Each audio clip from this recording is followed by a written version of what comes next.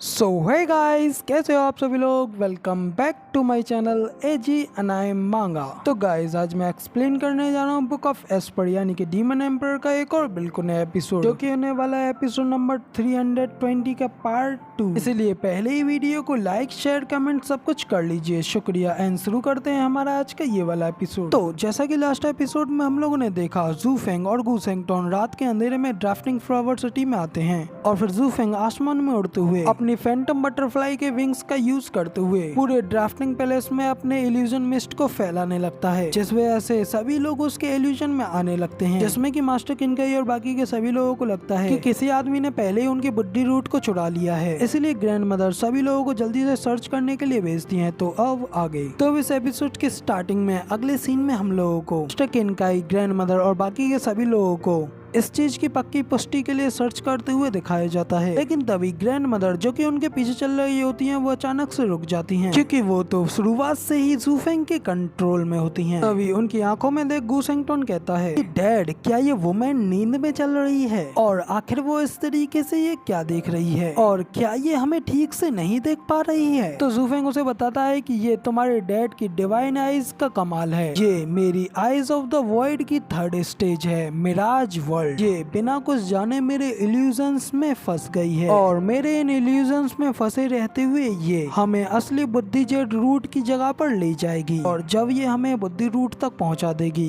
तब हम इसे वहीं पे बेहोश छोड़ देंगे, और तब कोई भी इतना ज्यादा समझदार नहीं होगा जो कि हमारे बारे में कुछ भी पता लगा पाए। और ऑफ कोर्स ये लोग इस सब का ब्लेम पूरे तरीके से रीजन स्टेट पर लगाएंगे, और हम लोग तो इनके ब्लेम से बिल्कुल ही फ्री ऑफ चार्ज होंगे। साथ ही इससे हमारी अलाइंस पे भी कुछ फर्क नहीं पड़ेगा और हम लोग अब भी मिलके एक दूसरे के साथ काम कर पाएंगे। ये सब कहते हुए जू फेंग हंस भी रहा होता है। तो गू सेंगटोन कहता है कि डैड, आप सच में काफी ज्यादा डेवियस हैं। हालांकि आपकी ये आँख सच में काफी ज्यादा औसम है, और हम दोनों ने एक दूसरे को एक लंबे समय से नहीं देखा है, लेकिन फिर भी आपकी ये आँखें ऑलरेडी थर्ड स्टेज तक पहुँच गई हैं। तो जू फेंग उससे कहता है कि यंग सेंग जी, ये हैक जितना तुम्हें नजर आ रहा है, ये उससे कहीं गुना आगे है। ये हर किसी के पीछे चलती है और हर किसी के कदमों की आवाज पर नजर रखती है और देखती है कि आखिर वो कहाँ जा रहे हैं, ताकि उनके बीच कोई स्ट्रेंजर, कोई अजनबी ना हो जो कि उनके रहस्य को जानने की इच्छा रखता हो। मगर लेकिन ये इल्यूजन इसके ही दिमाग से बना है, जिसमें कि हर पर्सन की आर्चल और चाल शामिल है। तो आखिर इसमें कोई अंतराल गैप कैसे हो सकता है? इसलिए अब ये चाहे कितनी भी सावधानी बरत ले, इसे कुछ भी गड़बड़ नहीं मिलने वाली है। तो अब जू फेंग के इतना कहने के बाद वो लोग कुछ देर चलते चलते एक बड़ी सी नदी के किनारे पर पहुंच आते हैं। इसके सामने ग्रैंड मदर अपने हाथ को आगे बढ़ाती है और अपनी पावर को रिलीज करते हुए उस नदी के पानी को बीच में से दो हिस्सों में बांट देती है, जिस वजह से उस नदी के बीच में एक सीक्रेट गुफा नजर आती है। ये देख जू फेंग भी थोड़ा हैरान होकर के अपने मन में कहता है कि मैंने ये कभी एक्सपेक्ट नहीं किया था कि इन लोगों ने बुद्धि रूट को पानी के नीचे हाइड किया होगा। तो अगर आज मेरे पास मेरी ये इल्यूजन ट्रिक्स नहीं होती तो इस ओल्ड वुमेन के इस हिडन ट्रिक से तो मैं कभी भी इस बुद्धि रूट को नहीं ढूंढ पाता। तो अब इधर जू फेंग ये सब सोच रहा होता है कि तभी वो लोग चलते चलते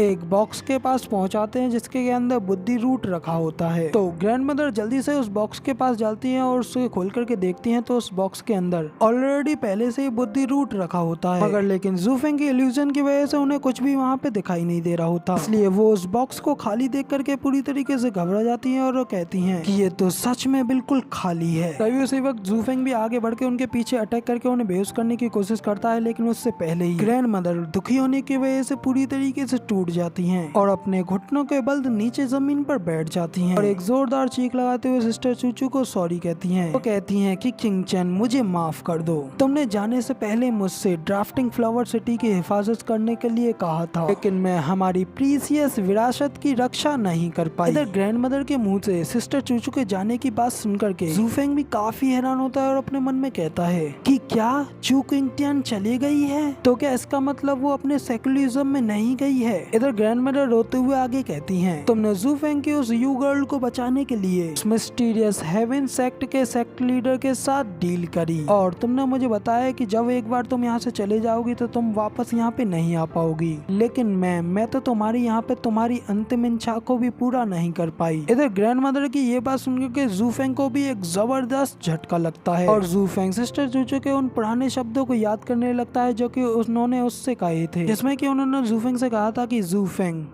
फेंग अब तुम्हें और ज्यादा उदास रहना नहीं पड़ेगा। जू फेंग दूसरी बात उस बात को याद करता है जब उन दोनों की किस हुई थी, जहाँ पे कि सिस्टर चूचू ने उससे कहा था कि जू फेंग सिर्फ इस पल के लिए तुम्हें किसी और दूसरी लड़की के बारे में सोचने की अनुमति नहीं है और अब से हम लोग कभी भी नहीं मिलेंगे और तुम मुझसे अब किंग चैन कहा करो। तो जू फेंग सिस्टर चूचू की ये सारी बातें याद करके काफी बड़े डिस्पेयर में चला गया होता है। तभी अपने फादर की ऐसी हालत देख जू फेंग को आवाज लगाते हुए कहता है कि डैड क्या हुआ। तो अब इधर जू फेंग भी अपनी कॉन्शियसनेस में वापस आ जाता है और फिर आगे बढ़ के ग्रैंड मदर के कंधे पे अपना हाथ रखता है, जिसे देख ग्रैंड मदर भी काफी हैरान हो जाती है और कहती है कि जू फेंग आखिर तुम यहाँ पे क्या कर रहे हो और आखिर यहाँ पे ये सब क्या चल रहा है। वो यहाँ पे ये सब इसलिए कह पा रही होती है क्योंकि जू फेंग ने अपने इल्यूजन को उनके ऊपर से खत्म कर दिया होता है। इधर जू फेंग ग्रैंड मदर से कुछ नहीं कहता और बुद्धि रूट के बॉक्स को अपने हाथ में उठा लेता है, जिसे देख ग्रैंड मदर उससे कहती है कि जू फेंग आखिर तुम ऐसा क्यों कर रहे हो, हम लोग तो अलाइज हैं। तो जू फेंग उनसे सिर्फ इतना कहता है कि ग्रैंड मदर अब चारों ओर केओस फैलने वाली है, आप अपने पूरे के पूरे ड्राफ्टिंग फ्लावर एडिफिस को हमारे ल्यू क्लैन में ले जाओ, मैं आपसे प्रॉमिस करता हूँ कि मैं आपको प्रोटेक्ट करके रखूंगा। और रही बात बुद्धि रूट की, तो फिलहाल मैं इसे लेकर के जा रहा हूँ। इतना कह करके जू फेंग अपनी आईज ऑफ द वॉइड की पावर्स का यूज करते हुए वहाँ से चला जाता है। जिसके बाद गुसेंगटोन और जू फेंग जब वापस जा रहे होते हैं तो गुसेंगटोन जू फेंग से पूछता है कि डैड आखिर आपने एंड पे अपने आप को शो क्यों करा दिया। तो जू फेंग उससे कहता है कि क्योंकि मैं उनसे झूठ बोलना नहीं चाहता था। तो गाइस जू फेंग इतना कहते ही हमारा ये वाला एपिसोड यहाँ पे कंप्लीट हो जाता है और अब आगे क्या होने वाला है उसे देखने के लिए तो आप लोगों को इसके नेक्स्ट हफ्ते का इंतजार करना होगा। फिलहाल वीडियो पसंद आई हो तो यार एक लाइक कर देना, साथ ही कमेंट करके ये जरूर बताना कि आपको हमारा ये वाला वीडियो का एक्सप्लेनेशन कैसा लगा और ऐसी ही अमेजिंग वीडियोस को देखने के लिए हमारे इस चैनल को सब्सक्राइब करना बिल्कुल भी मत भूलना। जिसके बाद मैं मिलता हूँ आप लोगों से अगली वीडियो में, तब तक के लिए टाटा बाय बाय, फिर मिलते हैं।